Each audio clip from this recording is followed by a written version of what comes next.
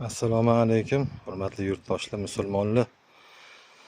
Hozir biz Xondoyli qishlog'idan, Oqtosh tarafdan Xondoyli qishlog'idan Sulton Hoji Eshon bobo jome masjidida videorolik tashyapmiz. Bularda ozgina qilinadigan ishlar bor ekan, ozginagina. O'shanga ehson qiluvchilar bo'lsa, mana shu navestiga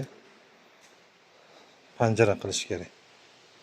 Mana masjiddan 50-60 cm balandlikda panjara qilib berish kerak ekan.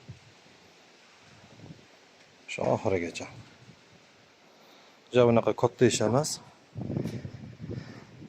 Kimlargadir bitta odamning ishi, kimlargadir 5-6 odamning ishi. Kimni qancha qurbi yetsa, qo'ldan kelgancha ehson qilsa, hozir o'zligini, domlaning o'zlarini, noyib o'zlarining telefon raqamlarini qoldiramiz, efirga chiqarib qo'yamiz. Bo'stonliq tumani Xondoyli qishlog'i. Mana shu panjaraga o'sha boshidan oxirigacha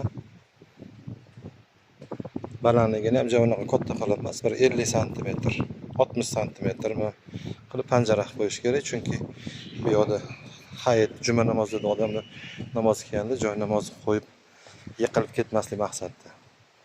Agorodligi 1 metrcha chuqurroq ekanda.